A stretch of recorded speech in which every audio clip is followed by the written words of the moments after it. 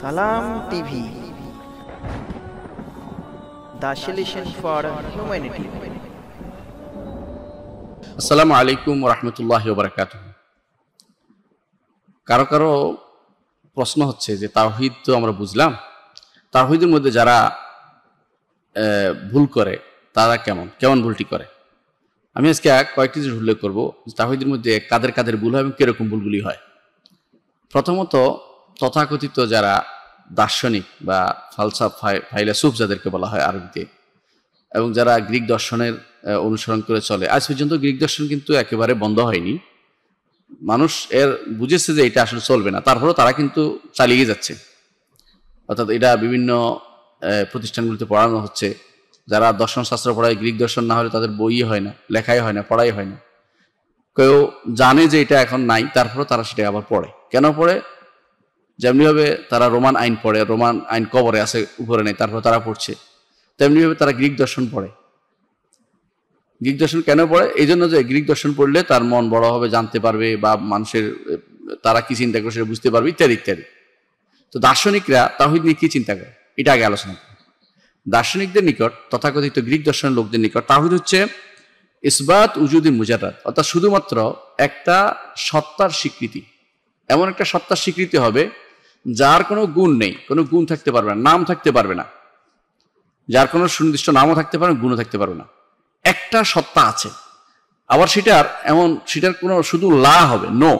যেমন লা দাখিল আলাম ওয়ালা খারিজাহু, পৃথিবীর ভিতরে নয়, বাইরে নয়। এটা কোনো জায়গা, তার কোনো কিছুই থাকতে পারবে না। তেমন তিনি শুনবেন না, তিনি দেখবেন না, তিনি জানবেন না, কথা বলবেন না। এগুলো নো যত আছে সব নো গুণগুলি তাদের মধ্যে থাকবে।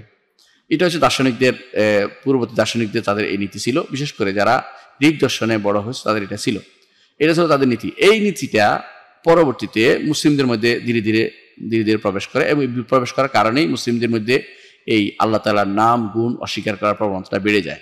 ইবনে সিনা বলতেছে, দার্শনিকদের মধ্যে একজন বড় দার্শনিক হচ্ছে মুসলিম দার্শনিক, যাদেরকে অনেকে বলে, কিন্তু আপনি শুনেন তার কথা।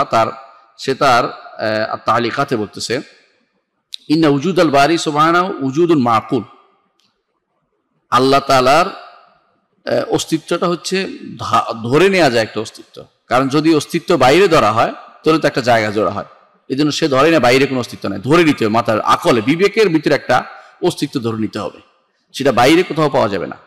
শুধু এটা হবে ধরে নিলাম, মেনে নিলাম যে একজন ষষ্ঠ অস্তিত্ব আছে। এরকম জিনিসকে তারা বলে থাকে যে এটা হচ্ছে স্রষ্টা। আমাদের কিন্তু এটা কিন্তু তাওহীদের কোন, এটা স্রষ্টাও ধরা হয় না, কিছু ধরা হয় না, তাওহীদ তো হয়ই না কোনোদিনই। অনুরূপ তারা বলে ইন্না ওয়াজিবুল উজুদ লা হাদ্দা লাহু, যে স্রষ্টার যে ওয়াজিবুল উজুদ, যার অস্তিত্ব থাকা দরকার, সেটা কোনো সীমা, মানে সেটার কোনো সংজ্ঞা দেওয়া যাবে না। সংজ্ঞা দেওয়া যাবে না কেন বলতেছে, তিনি নিজে বলে, তবে তা আছে, অস্তিত্ব নামে একটা জিনিস থাকতে পারে, তবে সেটা বাইরে কোনো অস্তিত্ব বোঝানো যাবে না, সেটা মাথার ভিতরে থাকতে হবে, ব্রেনের ভিতরে, যে এরকম একটা অস্তিত্ব তাদের আছে, যেটা বাইরে কোনো বাইরে থাকলে তো জায়গা হয়ে যায়। কারণ এই জন্য জায়গা থাকতে, ষষ্ঠতে জায়গা থাকতে পারে না, জায়গা তো সৃষ্ট। এই জন্য মাকুল, ধরে নেওয়া হবে যে একটা অস্তিত্ব আছে। এটা তাদের চিন্তাধারা হচ্ছে এটা। এই যদি চিন্তা ভাবনা হয়, বাস্তবতা এটা হচ্ছে ইনকার উজুদিল্লাহ, আল্লাহর অস্তিত্বকে অস্বীকার করা। কারণ এটা অন্তরে আছে, এটা বাইরে কিছু নেই। এরকম জিনিস ধরে নেওয়া জিনিস দিয়ে কখনো আল্লাহ তাওহীদ সাব্যস্ত হয় না, আল্লাহর অস্তিত্ব সাব্যস্ত হয় না। তাওহীদ তো দূরের কথা, আমরা আগে জেনেছি তাওহীদের জন্য অবশ্যই সত্তার অস্তিত্ব সাব্যস্ত করতে হয়, নাম সাব্যস্ত করতে হয়, গুণ সাব্যস্ত করতে হয়, আফআল কর্ম সাব্যস্ত হয়, এবং তার অধিকারগুলো তার জন্য সাব্যস্ত করতে হয়। যতক্ষণ পর্যন্ত এগুলি কোনোটাই না হবে, তার সত্তা, নাম, গুণ, কর্ম, অধিকার, যতক্ষণ পর্যন্ত 4-5টি জিনিস না হবে ততক্ষণ তাওহীদ সাব্যস্ত হয়নি। সুতরাং আপনি দেখুন, যারা আজ অনেকেই ইবনে সিনা নিয়ে খুব মাতামাতি করি আমরা, তারা ইবনে সিনার কি মত ছিল তার বই পড়লে বুঝতে পারবেন। যতক্ষণ না বই পড়লে একদম মানুষ মুখস্থ অনেক কথাই বলে, অনেক প্রশংসাই করে, তাদের ধারণা ছিল এটা। এই জন্য ইমাম যাহাবি সহ অনেকে এই বিষয়ে লিখেছেন যে ইবনে সিনা আসলে কি পোষণ করতো, কি মত পোষণ করতো। ইবনে সিনাকে কারা এর ইতিপূর্বে তারা বলছেন তারা আসলেই তাওহীদবাদী ছিল না, এটা কিন্তু প্রমাণ করে। অনেকে বলতে থাকে যে তিনি ছোটকালে কোরআন মুখস্থ করছে, ছোটকালে অনেকে চাপা পড়ে মুখস্থ করেছে, কিন্তু সে কি বিশ্বাস করে এটা বড় কথা।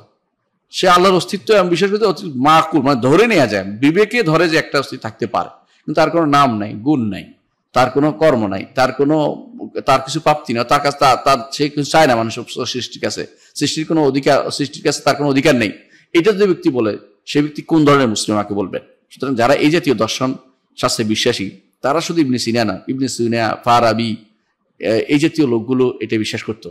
এটা এক ধরনের বলতে পারেন যে মুসলিম দার্শনিক নাম দিয়ে যারা তথাকথিত মুসলিম, কোন দার্শনিক হয় না, মুসলিম হচ্ছে গায়েবে বিশ্বাসী হয়, দার্শনত্ব দেখে দেখে যে বিশ্বাস করে। এরা তথাকথিত চিন্তা ভাবনার জগতে ডুবে গেছে, তারা আসলেই ইমানের উপর থাকতে পারেনি। এই জন্য আমাদের কথা বলার ক্ষেত্রে খুব সাবধানে বলতে হবে যে এদেরকে আমরা দার্শনিক বলবো, কিন্তু মুসলিম দার্শনিক অথবা তারা আমাদের ইসলামের কোনো উপকার করেছে এমন কথা আমরা বলবো না। কারণ ইবনে সিনাতে আমাদের কোনো উপকার হয়নি, কোনো উপকার হয়নি, না দিনে না দুনিয়ার। শুধুমাত্র কেউ যে ডাক্তারি বিদ্যায় কোনো কিছু পেয়ে থাকেন, একজন কাফেরের থেকেও ডাক্তারি বিদ্যা আমরা অনেক কিছু উপকৃত হই এখন, সেরকম একটা উপকার মাত্র হয়েছে। সুতরাং বাড়াবাড়ি আমরা না করি এই সমস্ত লোকের উপরে, তবে আমরা বুঝতে চেষ্টা করি যে আসলে ইমানের ক্ষেত্রে তাদের যে দুর্বলতা ছিল, তাওহীদের ক্ষেত্রে তাদের যে অজ্ঞতা ছিল, এটা সুস্পষ্ট। এর মাধ্যমে বেরিয়ে আসতে হবে আমাদেরকে সঠিক পথের দিকে। যাদেরকে আল্লাহ তাআলা ক্ষমতা দিয়েছেন, পড়বেন দারউ তাআরুদুল আকল ওয়ান নাকল, এই গ্রন্থটি পড়বেন, তাহলে বুঝতে পারবেন যে তার ভুলগুলি কোথায় হয়েছিল। তিনি একটা একটা করে উল্লেখ করেছেন ইমাম ইবনে তাইমিয়া রাহমাতুল্লাহ আলাইহি। আল্লাহ আমাদেরকে বুঝার তৌফিক দান করুন। ওয়া আখিরু দাওয়ানা আলহামদুলিল্লাহি রাব্বিল আলামিন। আসসালামু আলাইকুম ওয়া রাহমাতুল্লাহি ওয়া বারাকাতুহু।